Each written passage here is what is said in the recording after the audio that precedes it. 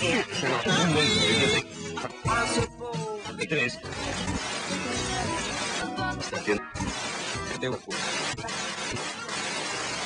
4, 6. Principio.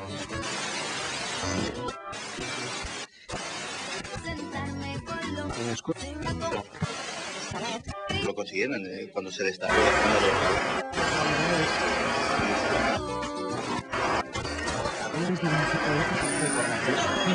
52. Radio Pica, mirando al futuro.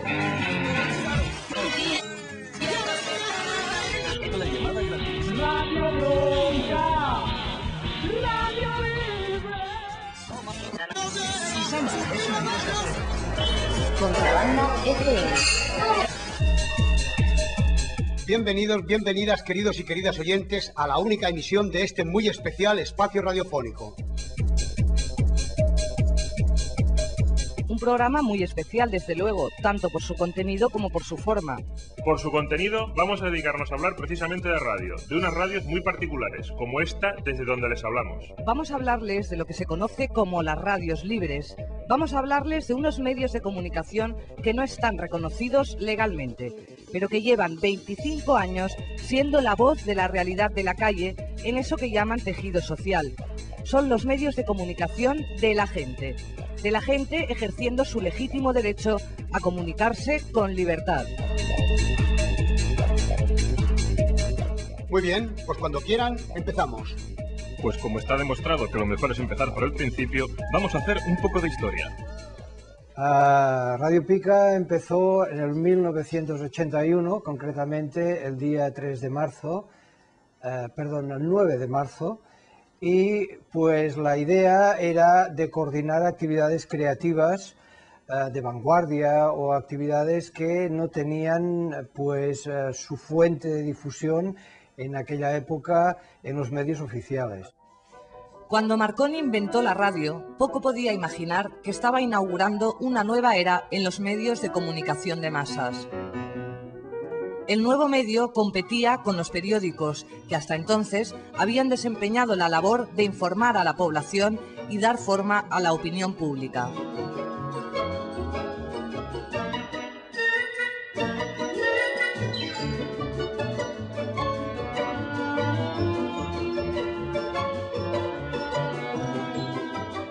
Enseguida se hizo patente el enorme potencial de la comunicación inalámbrica como instrumento de utilidad militar.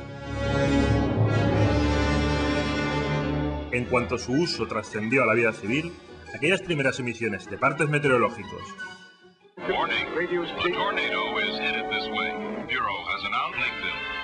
y boletines informativos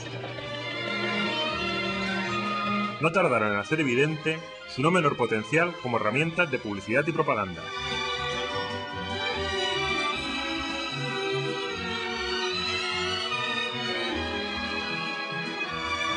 Como era de esperar, los políticos no tardaron en aprender de los publicistas. La radio jugó un importante papel como arma de propaganda al servicio de los gobiernos, y su importancia no haría más que crecer con el estallido de la Segunda Guerra Mundial.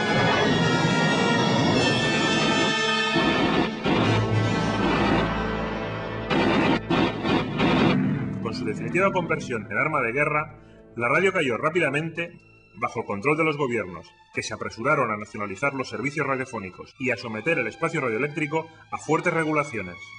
En toda Europa, la radio se convirtió en monopolio de los gobiernos, hasta el punto de declarar ilegal toda otra emisión. Solo en los Estados Unidos, la radio siguió mayoritariamente en manos privadas, aunque al gobierno no le había pasado desapercibido el poder de la radio.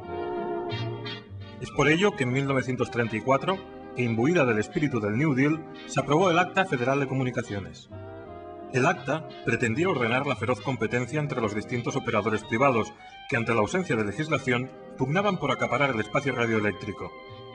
Para llevar a cabo tal ordenación se creó la FCC, la Comisión Federal de Comunicaciones. La comisión protegía el interés público en el uso del espacio radioeléctrico, recuperando para el público parte del espacio destinado al uso comercial y evitar así el enriquecimiento injusto a través de los métodos empleados para la concesión de licencias. En la práctica, ello se concretó en la reserva de un 20% del espacio radioeléctrico para su uso no comercial. Y eso fue lo que hizo posible que en 1949 Louis Hill creara la KPFA Pacífica, considerada la primera radio libre de la historia. Desde Berkeley, California, la KPFA Pacífica, fundada por antiguos objetores de conciencia a la Segunda Guerra Mundial, se adelantaría en 20 años al nacimiento oficial de la contracultura, a la que habitualmente se relaciona con las radios libres. La radio estaba gestionada de modo asambleario, con cargos elegidos periódicamente, y se financiaba con las aportaciones de socios y oyentes. En Inglaterra, mientras tanto, una nueva generación crecía con el rock and roll.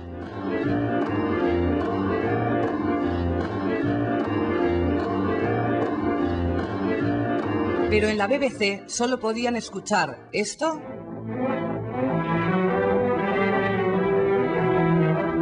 o esto.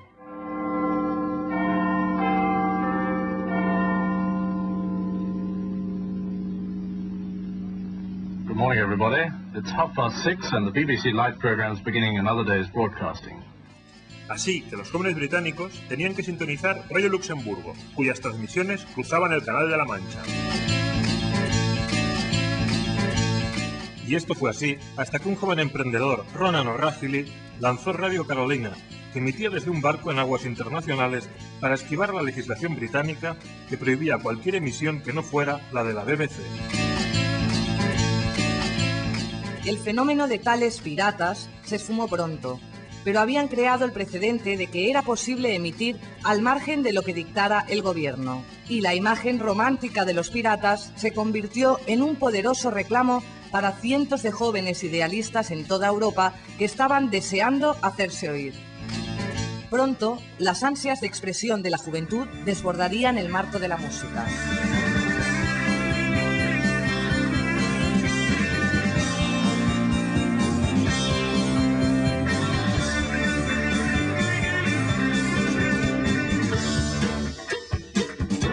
Durante la década de los 70, las sucesivas crisis económicas y políticas sumen a la juventud europea en un estado de descontento y gran agitación.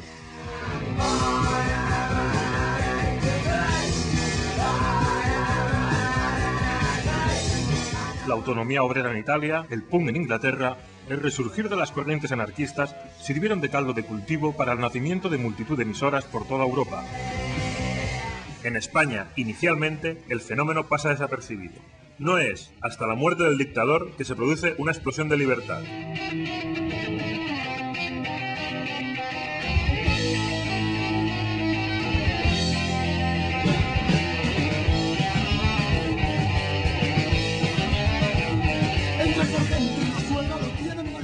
En 1978 aparece la que se considera la primera radio libre de España, la efímera Ona Lliure, apenas recordada hoy en día.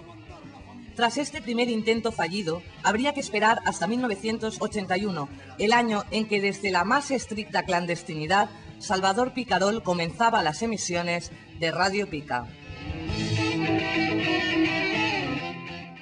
Bien, el cierre de Radio Pica realmente fue histórico porque no se ha repetido una cuestión así, tanto en la repercusión social que tuvo como en la manera en que fue clausurada, ¿no? El cierre fue sin ya previo aviso, de madrugada, sobre las 7 de la mañana, y con unas 3 o 4 furgonetas de los Mossos d'Esquadra. Se llevaron absolutamente todo, desde los emisores hasta las platinas, los tocadiscos, los micros, absolutamente todo.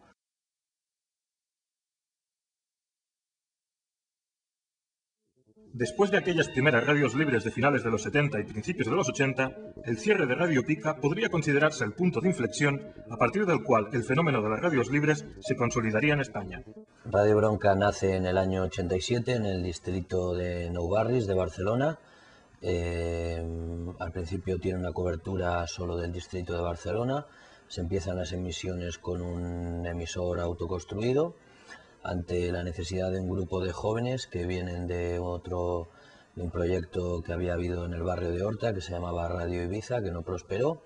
Se comienza con un emisor autoconstruido, con dinero prestado de unos compañeros de Radio Inoxidable de Santa Coloma, y con equipos de baja frecuencia, pues de Radio Ibiza.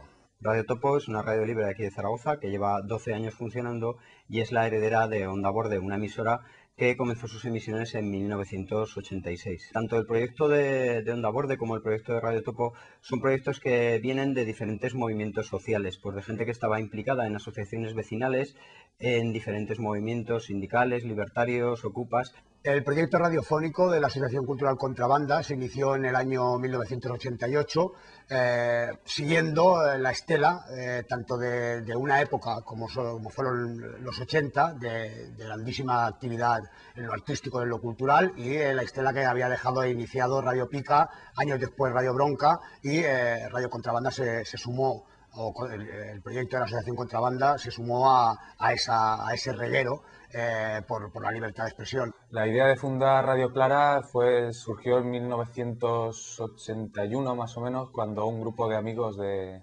movimiento libertario se dio cuenta que habían cosas que no salían en los medios de comunicación convencionales.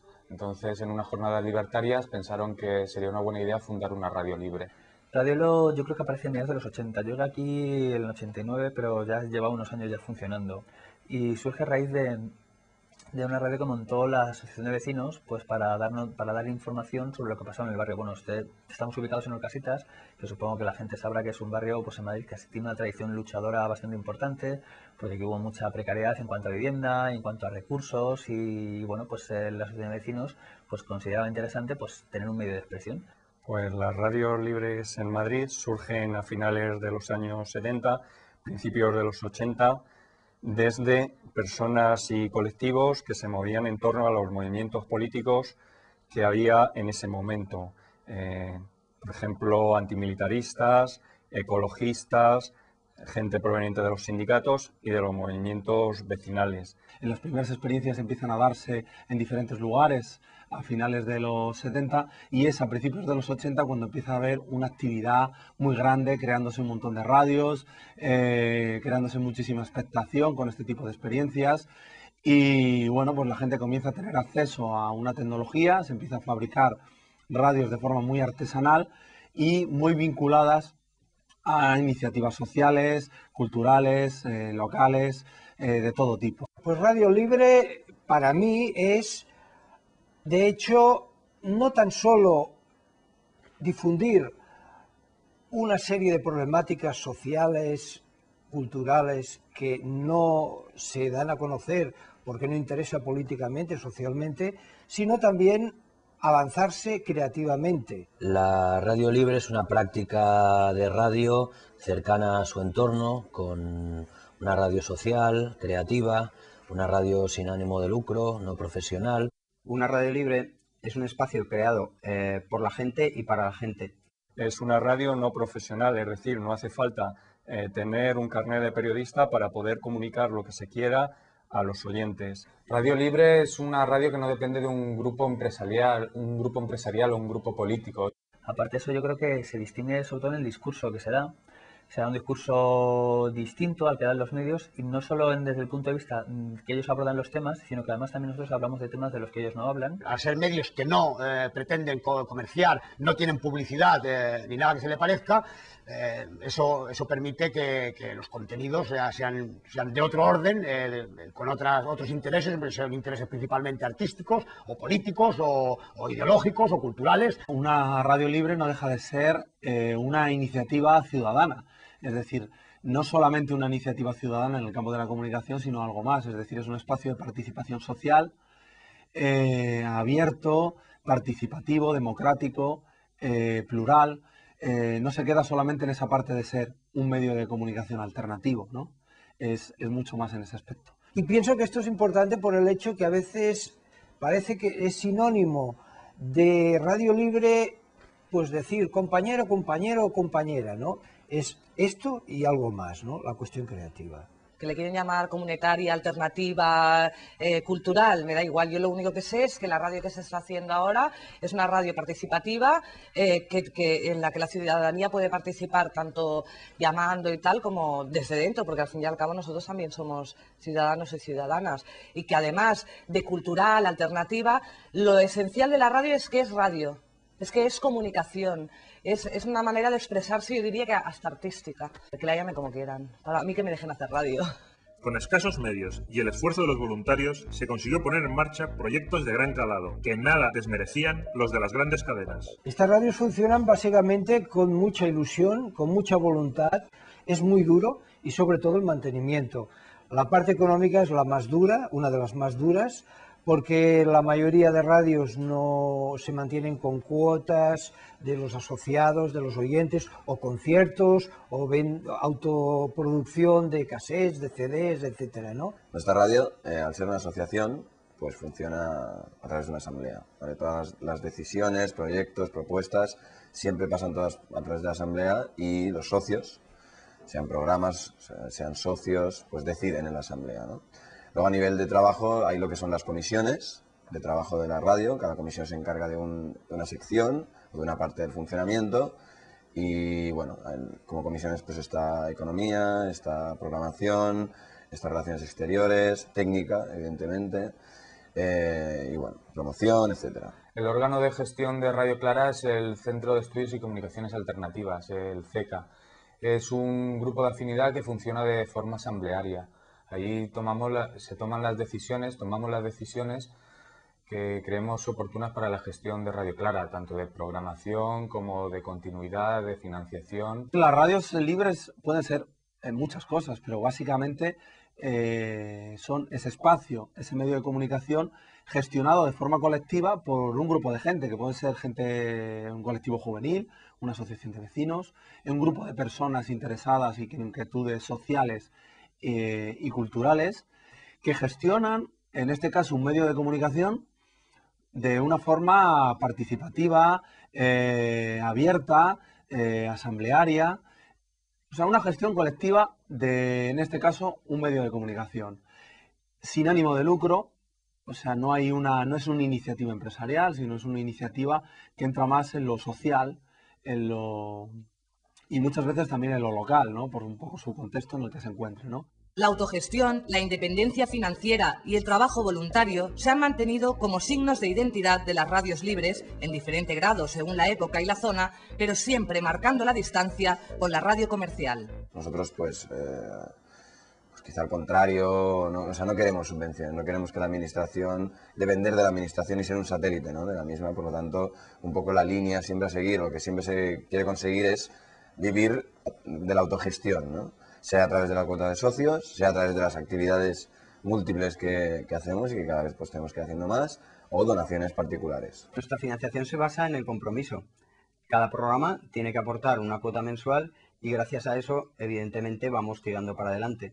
El dinero proveniente de estas cuotas se dedica a los aparatos técnicos, a las averías, al emisor, a mejorar en definitiva la radio. Nosotros no tenemos ánimo de lucro, o sea, no tenemos publicidad, pero no porque no podamos, que podemos, porque no queremos. Radio Clara se ha mantenido económicamente, históricamente se ha mantenido gracias a las aportaciones de los socios y de la gente que hacemos la radio.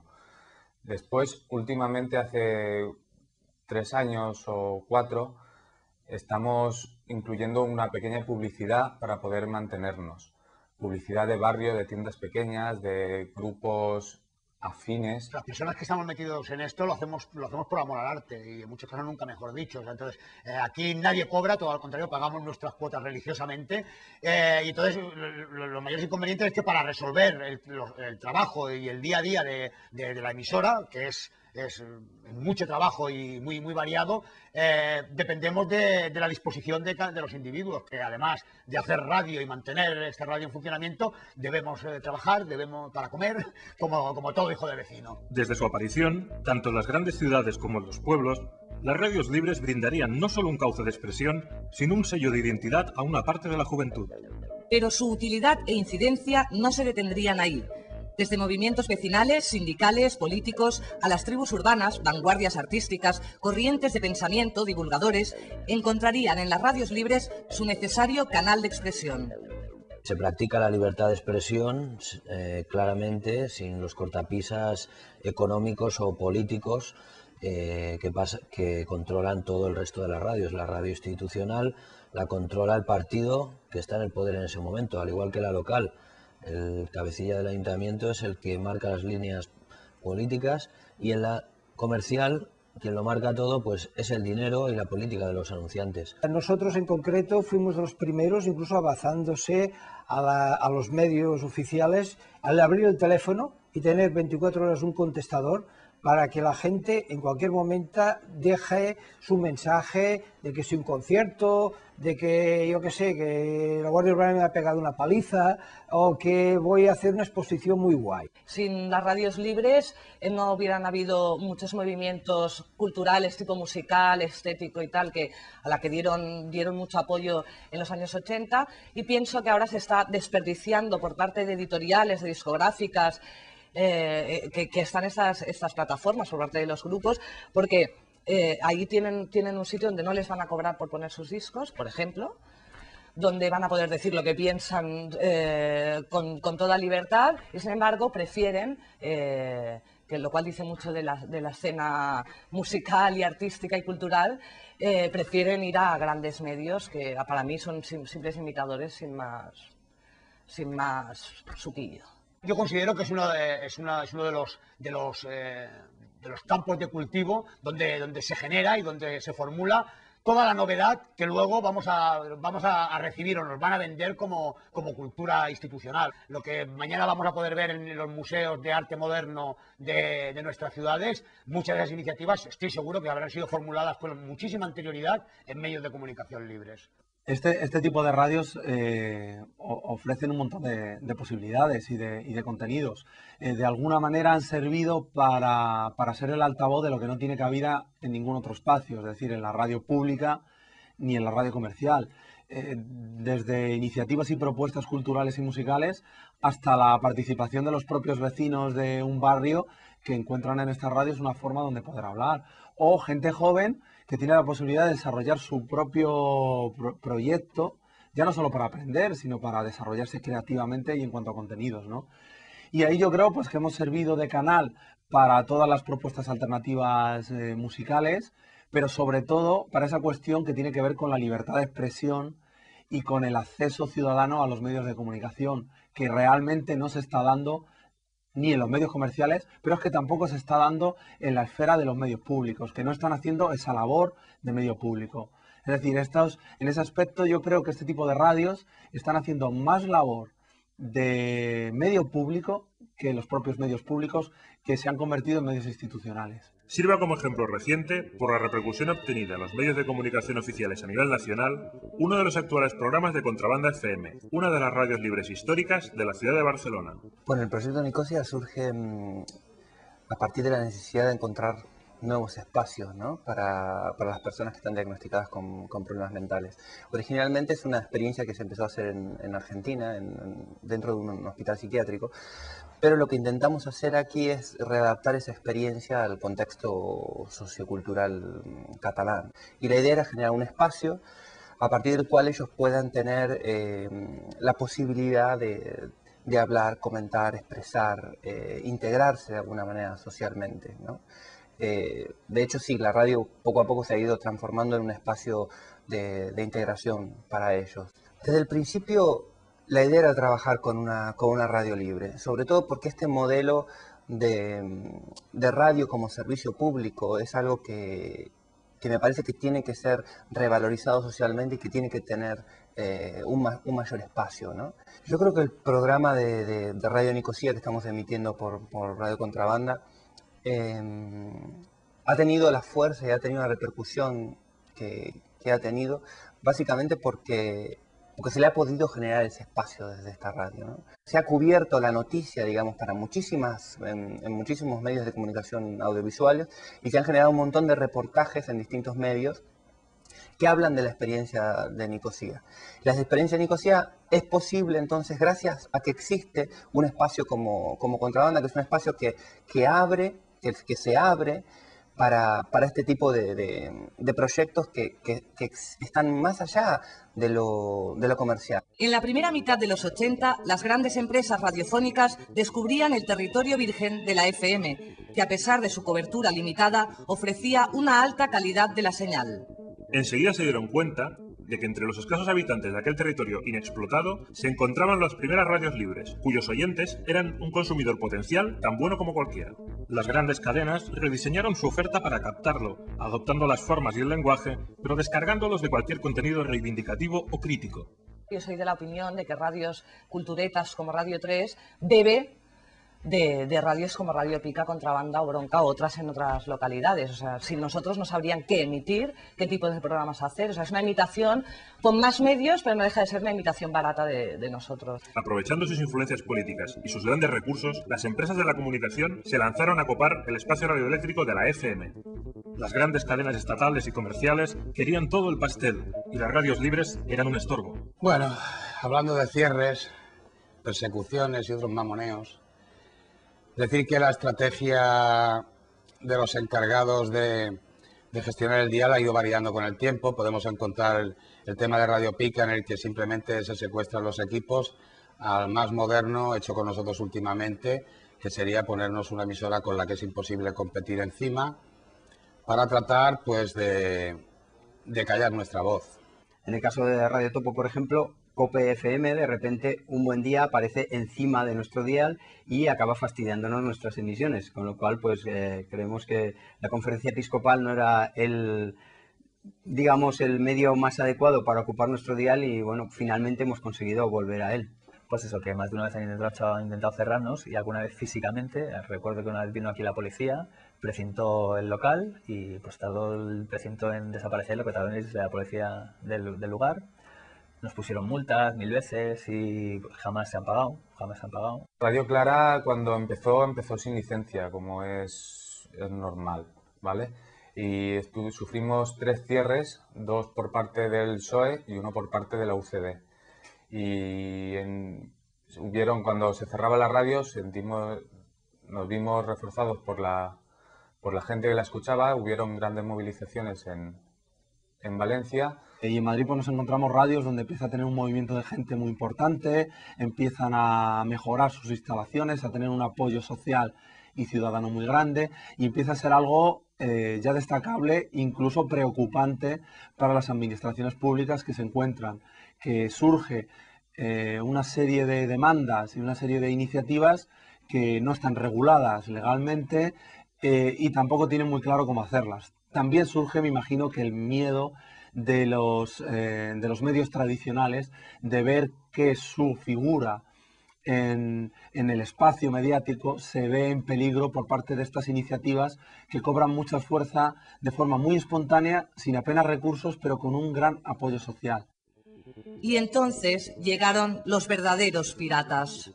Una radio libre no tiene ánimo de lucro, no pretende comerciar con la actividad del medio, y una radio pirata es una radio que, estando en una misma situación de legalidad, sin licencia, se pone a emitir y lo que pretende es una actividad comercial con el medio de comunicación.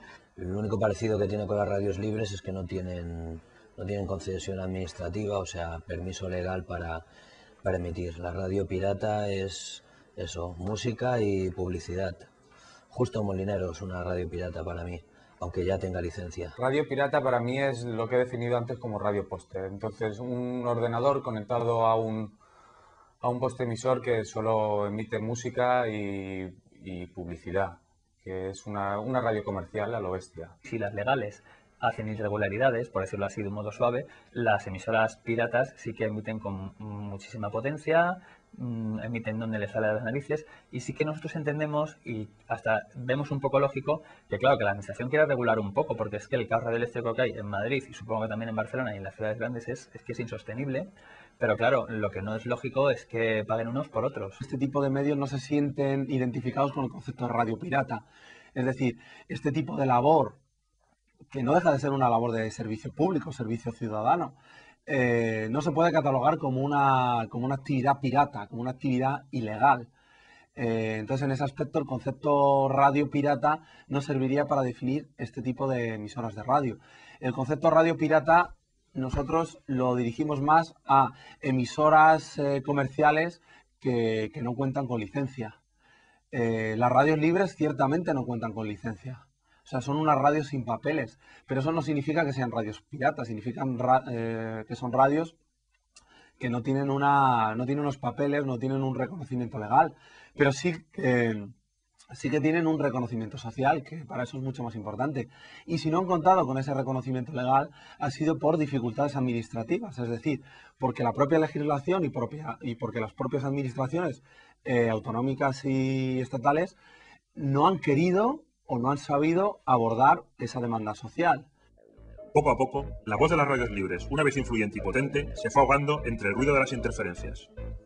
A día de hoy, en el dial de la FM impera la ley de la jungla.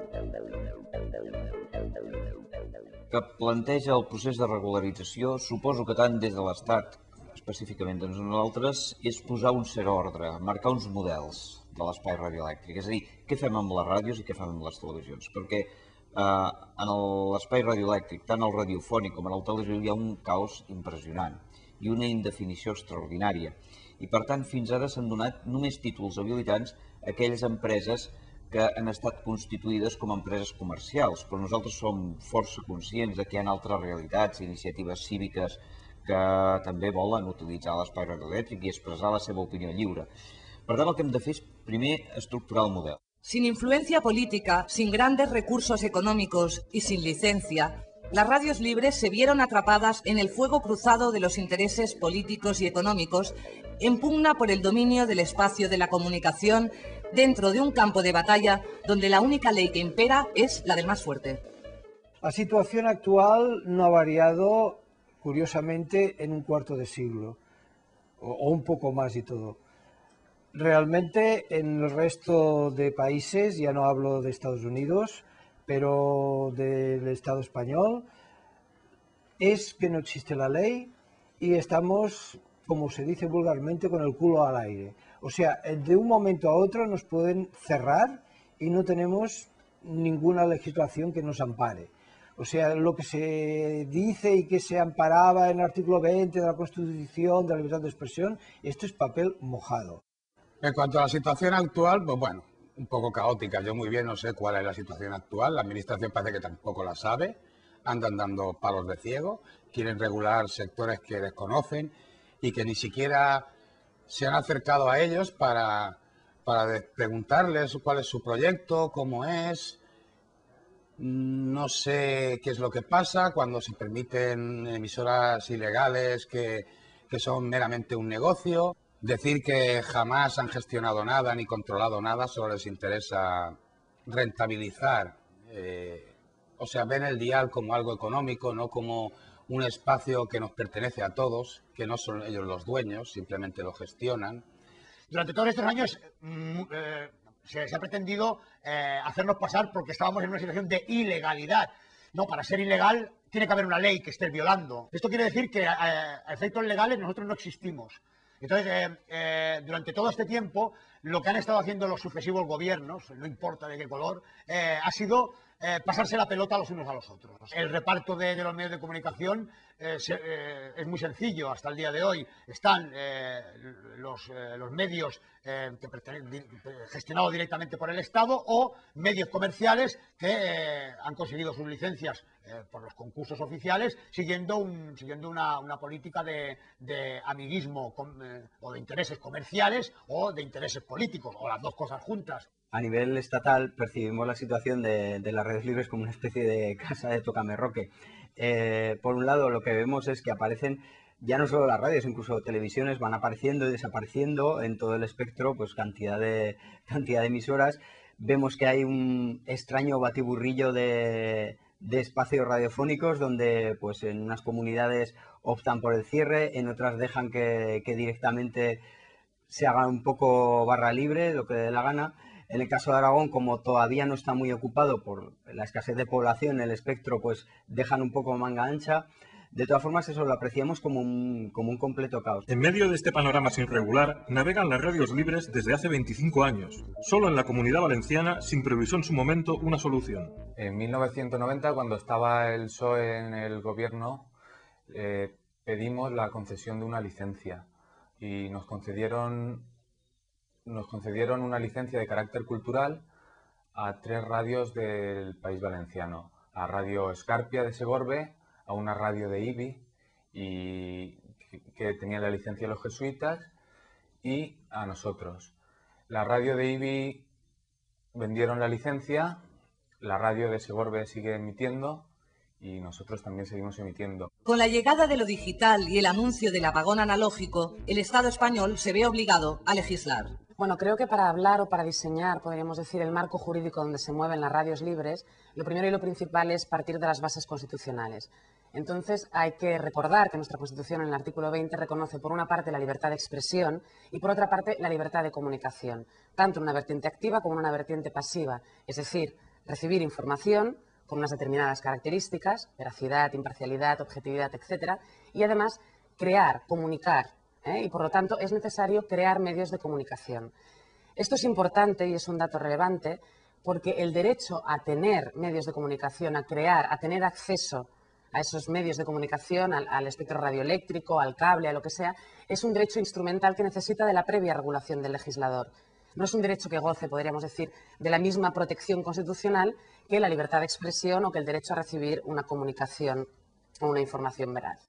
Es importante destacar que desde la perspectiva de las radios libres, que tienen o asociativas o comunitarias, que tienen una dimensión local, no existe una regulación coherente, no existe una regulación global, una regulación que tenga en cuenta de una forma precisa este fenómeno que ha surgido.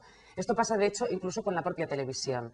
Aquí en nuestro país se suele regular partiendo de televisión y por el tipo de técnica que se utiliza y también de la radio, pero falta una visión conjunta, horizontal, de lo que es la comunicación.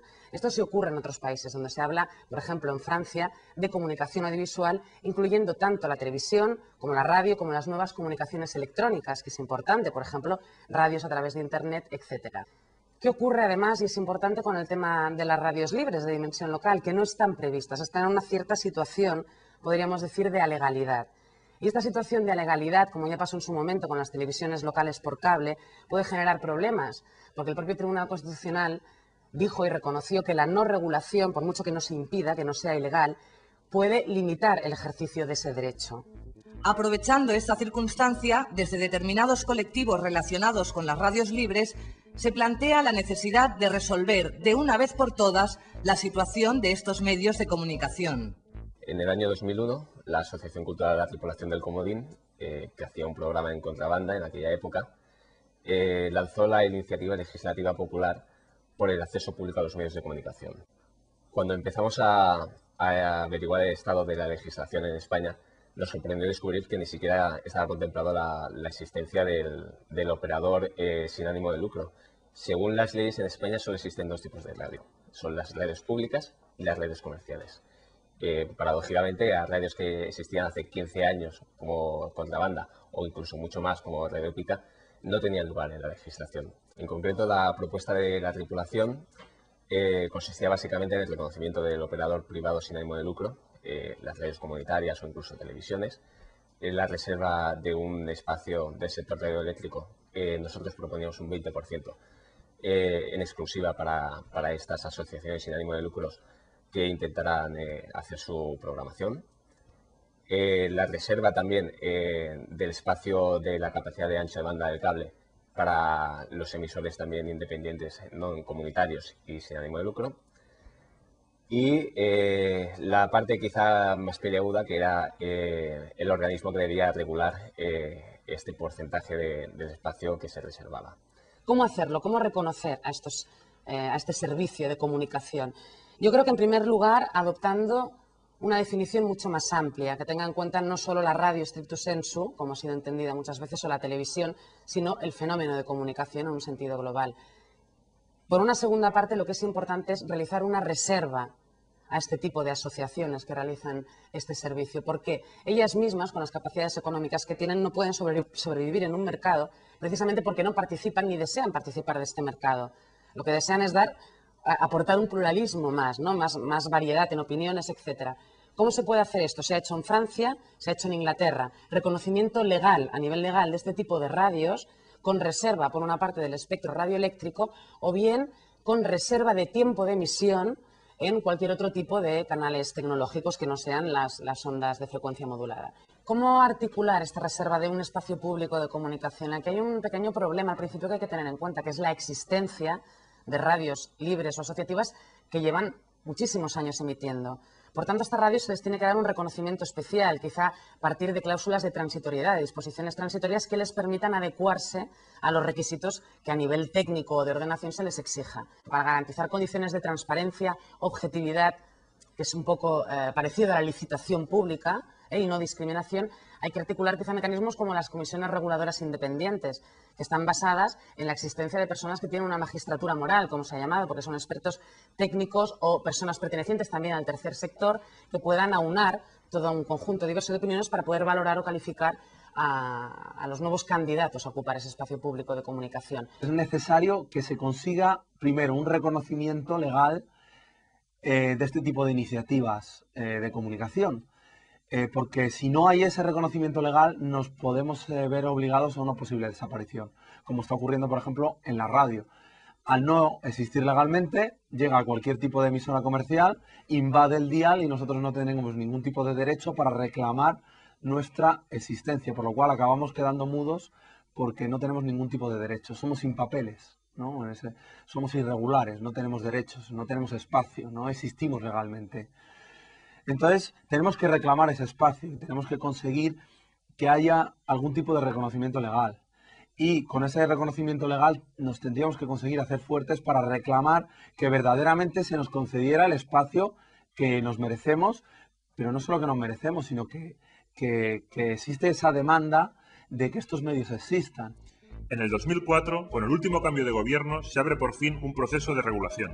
Los primeros borradores continuaban anclados en la vieja concepción del espacio de comunicación como un recurso a explotar comercial y políticamente. Las primeras propuestas, entre otras deficiencias, no tenían en cuenta las situaciones específicas de las comunidades autónomas, ni, por supuesto, contemplaban la existencia de las radios libres. ¿Con esto qué quiero decir? Que la regulación del espectro radioeléctrico, la asignación y la distribución de frecuencias, se regula y se rige a nivel estatal, por el Gobierno y por el Ministerio correspondiente, Ciencia y Tecnología, etc. Son los que distribuyen las frecuencias. En el caso de las radios por frecuencia modulada, aunque sea la comunidad autónoma, la que otorgue esas frecuencias, viene predeterminado por la previa distribución que haya realizado el Estado en los planes de frecuencia, etc. Esto puede ser, para mí, en mi opinión, es algo problemático. Uno, porque existe muy escasa participación de las comunidades autónomas en el diseño de estos planes de frecuencia. Y dos, existe también una nula participación de las entidades locales y de otros movimientos asociativos de esa dimensión local. Con lo cual, ese reparto no suele tener en cuenta realidades o fenómenos muy específicos. Es por la influencia de los propios medios libres que la actual propuesta de ley en vías de trámite contempla por primera vez en la ley española la necesidad de reconocer al ciudadano, a la comunidad, como emisor, como usuario activo de los medios de comunicació. Jo vull recordar que la llibertat d'expressió no és un patrimoni dels periodistes. La llibertat d'expressió és un patrimoni dels ciutadans. Els periodistes el que fan és d'intermediaris entre la realitat i els ciutadans, i qui és el dipositari de la llibertat d'expressió és els ciutadans, no els professionals de la informació ni tan sols els empresaris de la informació. En principi no trobàvem ressò a Madrid de que diguessin sí, doncs això és interessant, fins que un director general, l'actual, va dir home, però això podria ser interessant. La veritat és que Madrid ha donat un pas més. Ens ha dit quin model vostès creurien que seria raonable de fórmules per ordenar les ràdios comunitàries. En el document de treball que nosaltres vam plantejar al Parlament sobre la llei de l'audiovisual ja observàvem l'existència del tercer sector i la necessitat de regular-lo i el paper important que tot això feia. El que nosaltres proposem a Madrid és que reservin un espai per aquest tipus d'emissions. Una vegada definit el model, reservin un espai i fins i tot nosaltres preferim, per la pròpia naturalesa d'aquestes ràdios, que en comptes d'un concurs hi hagi una acceptació d'unes condicions determinades i l'atorgació directa del títol habilitant, més que fer un concurs, perquè no acabem de veure que aquestes ràdios hagin de competir entre elles. Jo crec que són elements, diguéssim, necessaris dins de la societat. Fer un concurs perquè es competeixin entre elles seria una miqueta desnaturalitzar aquest procés i entrar en un camp que ni elles suposo que volen entrar ni nosaltres volem que entrin. Però aquest és el nostre propòsit. Veurem si el govern central l'atén. Haig de dir que hi ha molt bona disposició en aquest moment dins dels sectors polítics del govern central. Jo crec que amb una llei marc com la llei de l'audiovisual que simplement defineixi l'existència del tercer sector i el seu dret a tenir una presència en l'espai radioelèctric ens permetrà en el futur anar desplegant normes que regulin aquest sector. Si a més el govern central també entra en aquest joc i creu que hem d'estar també a regular aquesta situació, jo crec que en tot cas donarem passos petits per als que són més defensors de l'utilització absolutament lliure de l'espai radioelèctric, semblaran passos petits, però jo crec que seran passos fonamentals per reconèixer que els ciutadans tenen dret a expressar-se de forma lliure i tenir iniciatives que no passin ni per las radios comerciales ni por las radios públicas. Lo curioso es que nos dicen que queremos tener voluntad, todo el pueblo español, de ser europeos y tenemos que ser europeos y homologar las leyes iguales. Esto es mentira, o sea, realmente no sabemos cómo acabará, porque aunque parece que hay cierta voluntad, cierta sensibilidad, yo personalmente lo pongo en duda actualmente. Pienso que he visto tantas cosas, tantas comisiones, tantas reuniones, tantos concursos, que ya no me creo nada. ¿Qué proyectos tienen? Pues no creo que lo sepan ni ellos, porque por un lado se habla de que cuando venga la digitalización cabremos todos, porque si no de otra manera hay que cerrar radios. Nosotros creemos que se pueden cerrar las piratas estas que se dedican a hacer negocios o las de fanáticos religiosos. Con la experiencia de los años en estos medios, todo el proceso de regularización, nosotros nos mantenemos con cierto escepticismo a la expectativa de qué es lo que puede suceder. A lo largo de los años hemos oído este discurso un montón de veces y del mismo modo hemos visto cómo ese discurso se lo han pasado de un gobierno a otro sin ningún tipo de pudor. Con lo cual, estamos a la expectativa, estamos no solo a la expectativa, sino poniendo todo lo que está en nuestras manos por hacer que ese proceso se haga lo más fluidamente posible, pero como digo, no alegramos grandes esperanzas por si acaso. A lo más que aspiraríamos las radios libres sería que nos dejaran en paz, pero como por otro lado somos realistas, por nuestra parte lo que nos gustaría sería que legalmente tuviéramos un espacio en lo que ha dado en llamar a la administración las radios culturales, que nos dejaran nuestro sitio en el dial con una serie de mínimos compromisos. Nosotros hemos renovado la licencia hace poco, entonces tenemos unos años aún de licencia. El asunto de la regularización que se está llevando a cabo en el Estado español, pues lo vemos desde lejos pero con interés, porque somos parte del movimiento de radios libres, queramos o no, y nos gustaría que todas las radios libres estuvieran legalizadas, porque lo vemos como un factor importante. Siempre es una protección contra posibles interferencias y contra intentos de tapar de las típicas radios comerciales que van a saco a ocupar todo el dial. ¿En qué condiciones se va a hacer esta regulación? Porque los que nos tememos es que hasta ahora, como ha pasado, se nos relegue a posiciones pues muy minoritarias. Es decir, posiblemente se regule estas radios, ya no solo estas radios, sino que se posibilite la asistencia de radios y televisiones digitales sin ánimo de lucro y alternativas, pero muy posiblemente con unas condiciones de número de frecuencias y de cobertura muy pequeñas. Y al final, pues, lo que creemos es que esta regulación va a llegar tarde y mal. Queridos oyentes, se nos acaba el tiempo y tenemos que despedirnos. Aunque se quedan cosas en el tintero, esperamos se hayan hecho una idea de qué son las radios libres, su origen y funcionamiento. Del mismo modo, esperamos también haber expuesto la encrucijada legal en la que se encuentran y de la que depende en gran medida su futuro. Gracias por su atención y no dejen de buscarnos en su dial.